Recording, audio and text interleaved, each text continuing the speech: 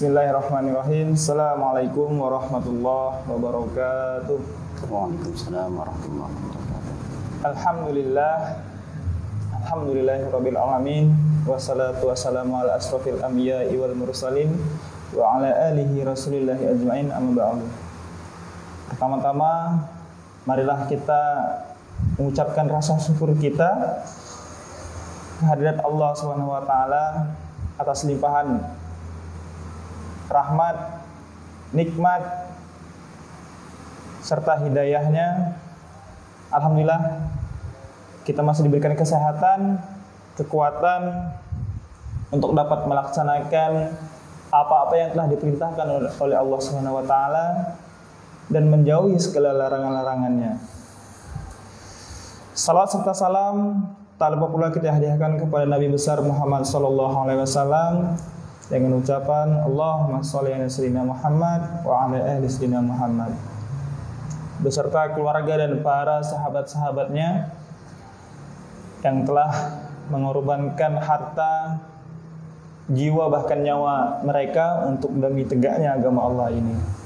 Sahabat Palestina, sahabat KNRP, alhamdulillah pada pagi hari ini di Ramadan yang ke-22 kita kembali berjumpa dalam sebuah program kajian online Dai Peduli dan Cinta Palestina. Nah, pada pagi hari ini kita bersama seorang Ustadz Rusdi. Nah, apa kabar Ustadz? Alhamdulillah sehat. Nah, Ustadz Rusdi ini merupakan kepala madrasah ya? MTS di pesantren, Pondok Pesantren Al Idris yang terletak di Kawar. Sahabat Palestina, sahabat KNRP, dan seluruh masyarakat yang menyaksikan program ini. Nah, pada pagi hari ini kita akan membahas sebuah tema, yaitu tentang keutamaan istighfar dan taubat.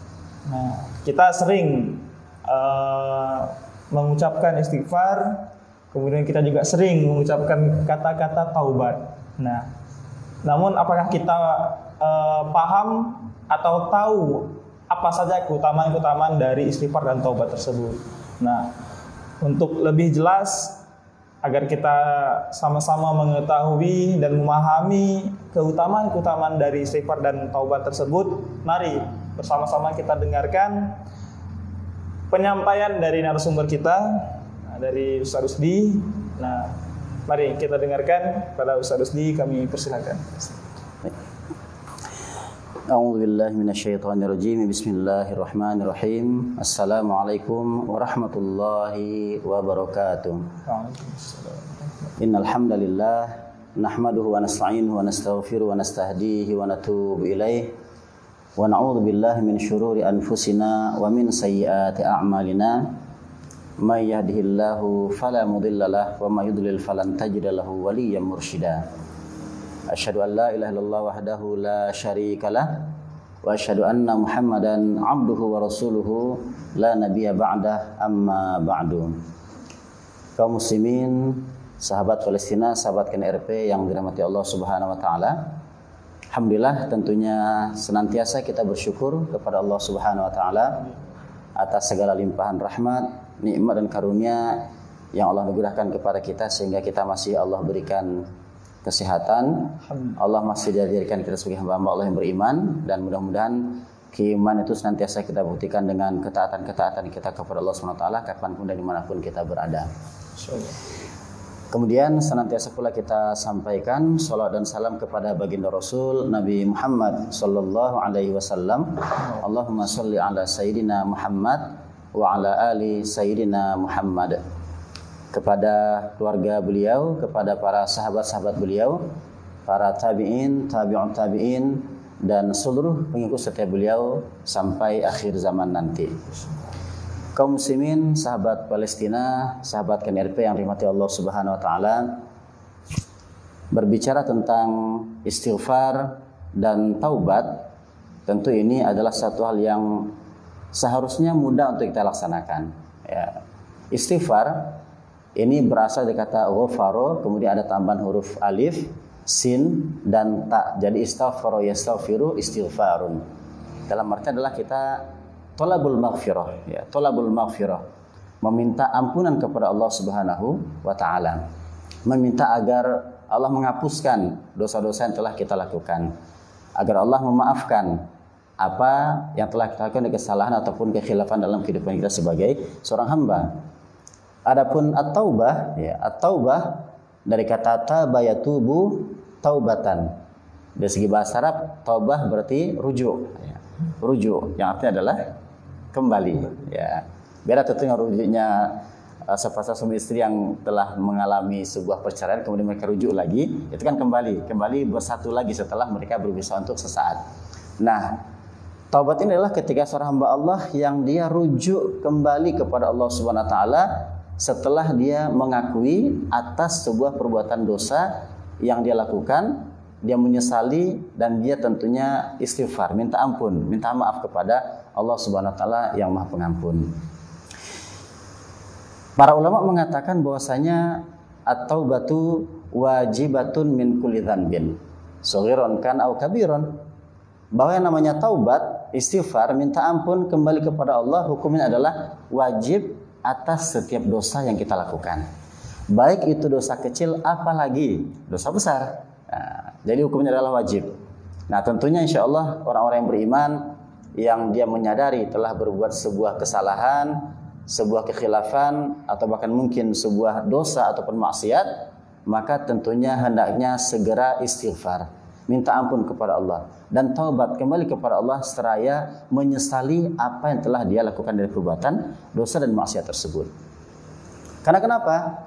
Kita harus menyadari bahwa sebagai manusia kita adalah makhluk yang lemah, hamba yang lemah. Allah mengatakan wa khuliqal insanu dha'ifa. Dan yang namanya insan, kata Allah, yang namanya manusia telah diciptakan dalam keadaan yang dhaif, lemah kita. Ya, kalaupun ada kekuatan itu pun terbatas, ya. Dan yang pasti Rasul mengatakan sabda beliau bahwasanya kullu bani adama khata'un, kata Rasulullah. Setiap bani Adam itu adalah hamba yang khata', banyak melakukan kesalahan. Jadi memang yang namanya salah, yang namanya lupa, yang namanya lalai itu memang sifat dasar manusia. Dan kita tidak akan pernah bisa luput atau lepas dari yang namanya kesalahan tersebut. Kalaupun mungkin kita berhasil atau mampu menjauhkan diri kita dari perbuatan dosa-dosa yang besar, tapi dosa kecil bisa tidak kita lakukan.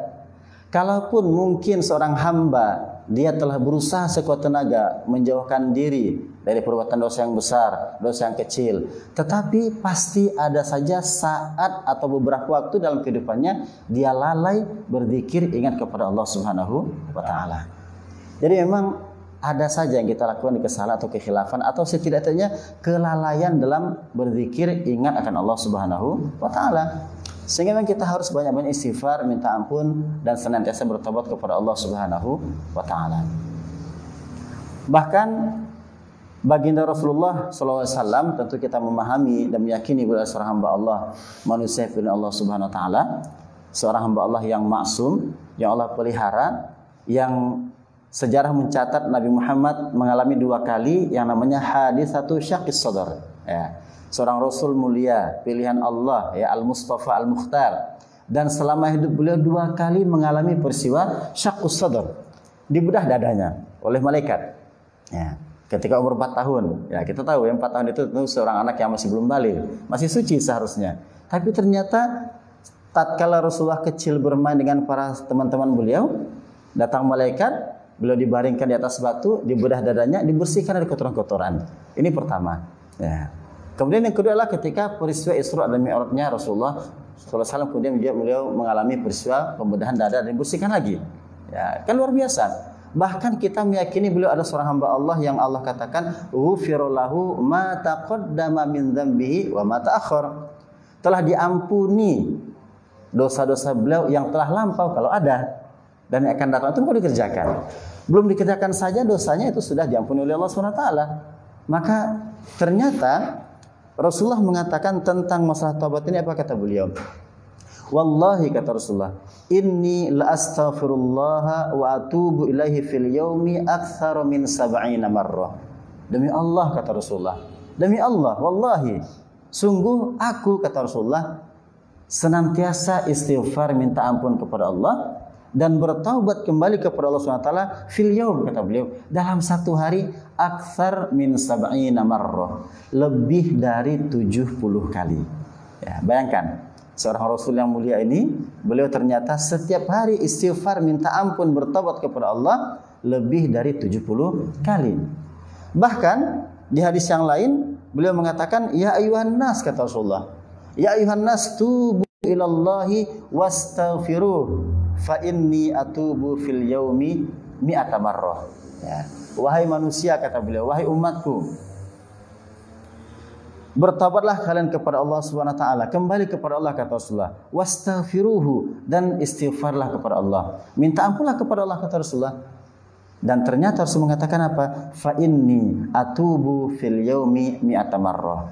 Sesungguhnya aku, kata Rasulullah, dalam sehari itu bertaubat kepada Allah sebanyak 100 kali. Subhanallah. Ya, Rasul yang mulia, Rasul yang lepas dari dosa, yang maksum, ternyata setidak-tidaknya sehari itu beliau istighfar minta ampun sebanyak 70 kali, bahkan sampai 100 kali. Lah kita yang kita bukan nabi, sifat dasar kita adalah banyak dosa, banyak salah, banyak lupa, banyak khilaf, banyak lalai. Maka tentu sudah selayaknya dan seharusnya kita untuk banyak-banyak istighfar dan minta ampun kepada Allah Subhanahu wa taala. Dan begitu luar biasa keutamaan daripada istighfar dan taubat yang dilakukan seorang hamba Allah kepada Allah Subhanahu wa taala. Di antaranya apa? Di antaranya ketika seorang hamba yang beriman dia istighfar minta ampun kepada Allah, kemudian dia bertaubat kembali kepada Allah Subhanahu wa taala, maka sesungguhnya yang dia lakukan ini itu akan dapat membersihkan hatinya, ya, membersihkan hatinya. Karena kenapa? Karena sungguh Rasul mengatakan bahwa setiap seorang hamba melakukan sebuah dosa, maksiat sekecil apapun itu, maka ini menyebabkan ada yang namanya nuktatun sauda fi qalbihi. Ya, itu akan menimbulkan atau menyebabkan timbulnya satu bintik hitam dalam hati seorang hamba. Maka artinya ketika seorang hamba dia membiarkan dirinya berbuat dosa dan maksiat, walaupun sekali lagi itu dosa kecil, ternyata dosa, maksiat, kesalahan itu akan menyebabkan hadirnya, timbulnya satu noda hitam dalam hatinya. Maka kalau dia istighfar, dia taubat minta ampun kepada Allah SWT, maka insya Allah noda hitam itu akan Allah bersihkan kembali.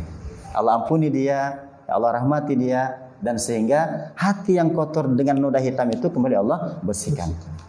Tapi bahaya sekali kalau seorang hamba Allah yang dia menyadari, dia tahu telah berbuat dosa, maksiat kepada Allah SWT, tapi ternyata tidak mau istighfar, tidak mau segera bertaubat kembali kepada Allah SWT, maka ini akan menimbulkan bintik hitam dalam hatinya ini. Kalau dia berbuat lagi, tambah lagi satu bintik hitam, berbuat lagi, tambah lagi satu bintik hitam, maka yang awalnya satu titik tambah satu titik semakin banyak, ini akan membahayakan baginya sehingga bisa jadi hati menjadi hati yang kelam, hati yang hitam. Seorang hamba kalau hatinya sudah hitam, kelam, ini akan sangat sulit mendapatkan hidayah dari Allah Subhanahu wa taala. Akan berkurang kepekaan terhadap urusan-urusan agama. Dengar azan enggak peduli, dan hati tak mempan. Dapatkan ujian tak ngaruh. Dengan musibah orang enggak ada respon yang membuatnya untuk lebih takut kepada Allah Subhanahu wa taala. Ini bahaya. Maka sungguh kalau kita senantiasa istighfar, bertaubat kepada Allah, yakinlah bahwasanya Allah akan mengampuni dosa-dosa kita dan hati kita akan Allah bersihkan dari noda dan kotoran-kotoran tersebut.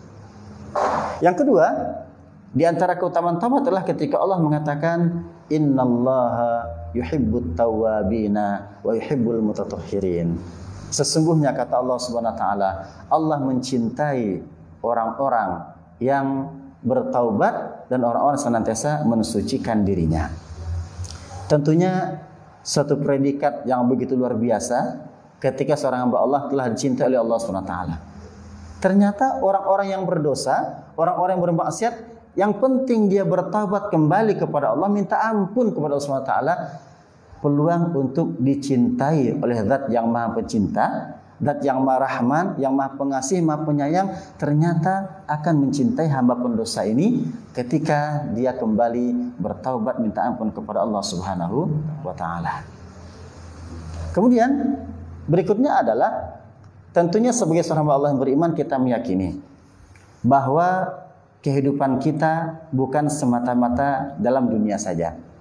Kita meyakini ada yang namanya alam barzakh, ada yang namanya hari akhirat nanti sebagai hari perhitungan, ya, hari hisab, dihitung kembali apa yang telah kita lakukan. Akan kita pertanggungjawabkan setiap perbuatan kita, perkataan kita, apapun yang kita buat, semuanya akan ditanyakan oleh Allah Subhanahu wa taala. Maka pulang taubatlah ketika kita masih hidup nih. Ketika masih hidup inilah kita banyak-banyak istighfar, bertaubat minta ampun kepada Allah agar ringan urusan kita. Syukur-syukur selesai, ya. Dengan banyak istighfar, taubat, dosa-dosa kita Allah ampuni, sehingga di dunia kita aman, di alam barzakh kita aman, di akhirat kita aman. Tapi setidak-tidaknya kita harapkan dengan istighfar kita, dengan taubat kita kepada Allah, ringan atau mudahlah urusan kita. Dalam dunia ini, dalam alam barzakh nanti yang kita akan menghadapi yang namanya ada namanya adzabul qabr, ada naimul qabr. Di akhirat nanti ada penghisapan setiap perbuatan kita. Maka yakinlah dengan senantiasa istighfar bertobat kepada Allah, insya Allah dengan pengampunan yang Allah berikan kepada kita, kita akan menghadapi proses yang mudah dalam setiap fase kehidupan kita sampai dalam kehidupan akhirat nanti. Ini yang kita harapkan. Maka Allah perintahkan langsung kepada kita. Dalam beberapa Allah mengatakan, di antaranya Allah katakan apa? Allah berfirman dalam surat An-Nur 31, wa tubu, kata Allah, wa tubu ilallahi jami'an ayyuhal mu'minun la'allakum tuflihun. Langsung Allah perintahkan kita, wahai orang beriman, kata Allah, tubu ilallah jami'an, bertobatlah kalian semuanya kepada Allah agar apa?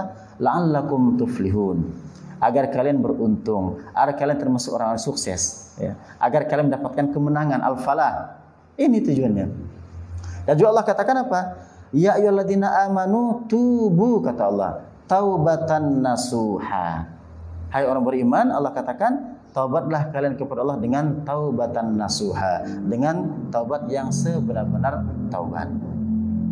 Saudara-saudara yang dirahmati Allah SWT, sahabat Palestina, sahabat KNRP yang dirahmati Allah SWT, sungguh tidak ada istilah terlambat dalam bertaubat kepada Allah Subhanahu wa taala. Kalau kita telusuri dalam hadis, maka mungkin hanya dua hal, ya. Hanya dua hal yang menyebabkan taubat kita tak lagi diterima oleh Allah Subhanahu wa taala. Pertama, apa kata Rasulullah? Rasul mengatakan, innallaha yaqbalu taubatal abdi ma lam yughirghir. Ya, kata Rasulullah apa? Sesungguhnya Allah Subhanahu wa taala masih akan senantiasa menerima taubat seorang hamba selama dia lam yughirghir. Ya, lam yughirghir. Yughirghir ini adalah ghoro-ghoro. Ya, ini semuanya di sini ini. Ghoro-ghoro. Artinya apa? Selama seorang hamba belum sampai ke sini nyawanya, nafasnya, belum sekarat dia bertaubat, yakinlah sebanyak apapun dosanya, sebesar apapun dosanya, selama dia bertaubat, istighfar, minta ampun, kembali kepada Allah, sebelum datang masa ghurghurahnya, sebelum masuki saat-saat sakaratul mautnya, yakinlah pasti Allah masih menerima taubat sang hamba tersebut. Tapi kalau sudah memasuki saat-saat sakaratul maut, ya, nafasnya dia sudah meregang nyawa di tenggorokannya ini, baru terpikir untuk bertobat, maka ini sudah terlambat taubatnya. Naudzubillahi min zalik. Maka selama kita masih Allah berikan kesehatan, kita masih hidup secara normal, kita masih bernafas dengan baik, senantiasa kita perbanyak istighfar kita, taubat kita kepada Allah Subhanahu wa taala. Yang kedua kata Rasulullah adalah ketika beliau mengatakan wa man taba, kata Rasulullah, qabla an tatlu asy-syamsu min maghribiha taballahu alaihi. Dan kata Rasulullah, barang siapa yang dia taba, dia bertaubat kembali minta ampun kepada Allah SWT, qabla an tatlu asy-syamsu min maghribiha, sebelum terbitnya matahari dari sebelah